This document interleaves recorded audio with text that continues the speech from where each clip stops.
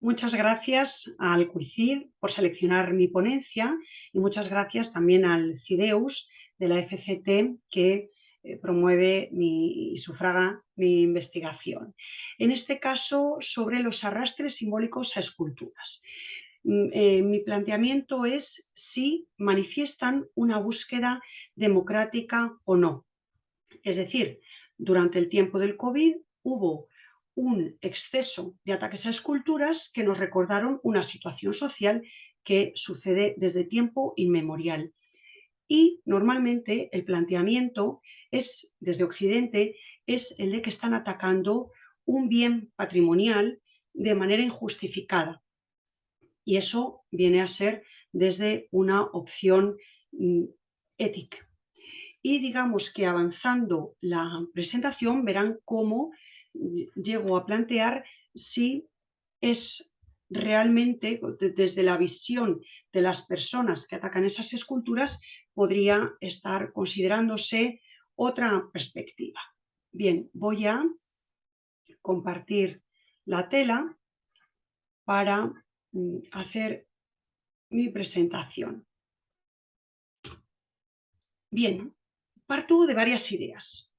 La primera es hasta qué punto una escultura permite identificarse al público que la ve a nivel privado, sea individual o colectivo. ¿Cómo empecé a plantearme esto? Cuando investigué una serie de esculturas que quedaban o de las que solo quedaban restos de inventarios de una colectividad portuguesa de la Sociedad Armonía Borense, en la cual voy a centrar esta presentación en el mundo de las esculturas portuguesas principalmente.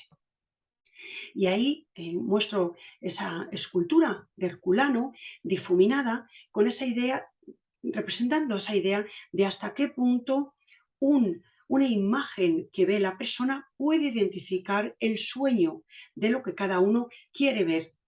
¿Hay una identificación biográfica? Sí. En este caso, representaban, desde mi perspectiva, las trayectorias del mérito, las trayectorias de la libertad, que encajaban perfectamente con el perfil de los socios de esta asociación creada en 1849.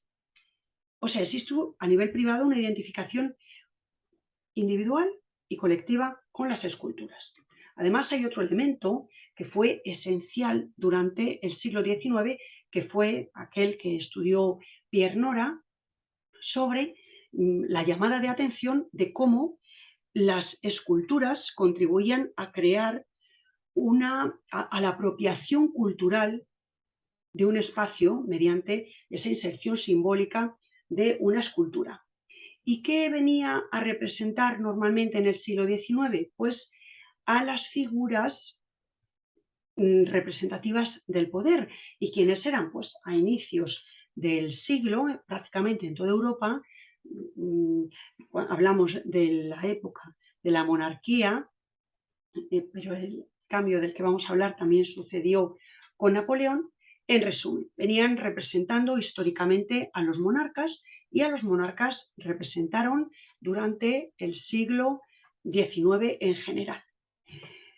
Sirvieron para la construcción del proceso de Estado-Nación, según el cual, para construir esa nación, se hacían esculturas a reyes, se hacían esculturas a aquellas figuras que se suponía que representaban a los grandes espíritus de la nación, como en este caso podía ser Luis de Camões en la plaza que lleva su nombre, en el centro de Lisboa, o los grandes conquistadores, como en este caso Vasco de Gama, que eran escogidos en función de los gustos de cada tierra, poco menos.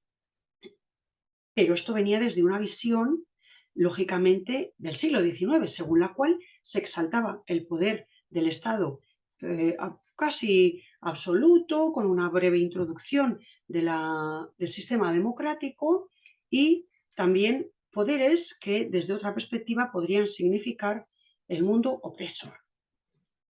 ¿Qué sucede ya a inicios del siglo XX? En este caso en Portugal, pero lo he detectado en otros lugares. Con los ejemplos de Francisco Barahona podemos ver en el caso de una ciudad de provincias, como una persona que promovió el bien público fue ensalzada en el espacio privado. Lo mismo que el duque de Saldaña con la escultura que se le hace en 1909, porque él había promovido la llegada del liberalismo constitucional.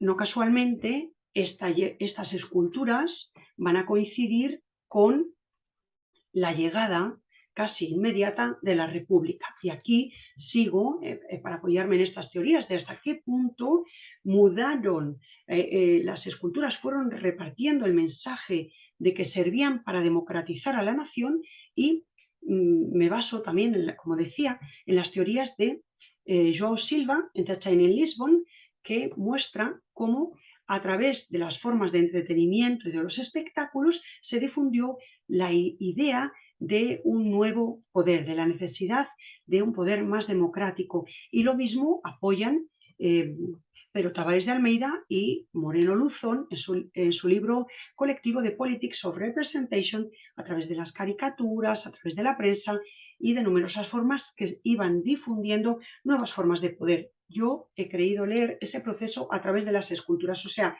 efectivamente iban produciendo una identificación entre los intereses de las colectividades y aquello que representaban en el espacio público. Una vez más, a lo largo de la historia, se dieron los regicidios, pero también se atacaron simbólicamente las esculturas que lo representaban. Y siguiendo las teorías de Maurice Aguilón sobre cómo la República, las esculturas de la República contribuyeron a difundir una imagen consensuada del Estado a través de pues, el control que se tuviera de la imagen de esa república o la libertad estética que representase, se supone que estaban en una perfecta unión con la idea que se quería difundir desde el Estado. Y entonces ya llegamos tanto a la difusión que se hace desde el Estado como el ataque que se hace de esas esculturas es legítimo o no. Desde un punto de vista patrimonial, por supuesto que no es legítimo.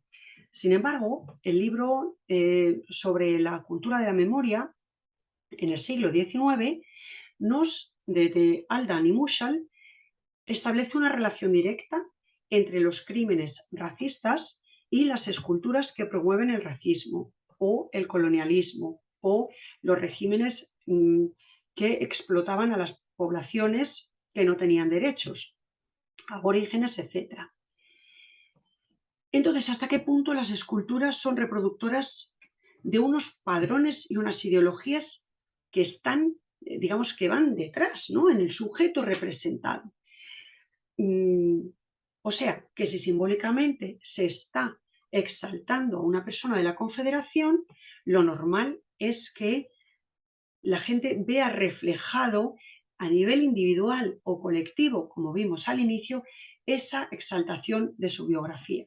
Ya, para terminar, pasando a esa visión EMIC, pues tendríamos que ver cómo las minorías, los grupos marginados desde el poder, sea durante un periodo de franquismo, aquellos grupos que defendieron la democracia, como desde esa perspectiva de la alteridad, del que no tiene ninguna representación en el poder, siguiendo los criterios de Gayatri Spivak, ni en la sociedad, deberíamos plantearnos, al contrario, en la línea que ya viene haciendo el ICOMOS, de hasta qué punto es legítimo mantener en el podio simbólico a dirigentes que atacaron los derechos humanos y hasta qué punto esto se corresponde o no con los Objetivos de Desenvolvimiento Sustentable de la ONU.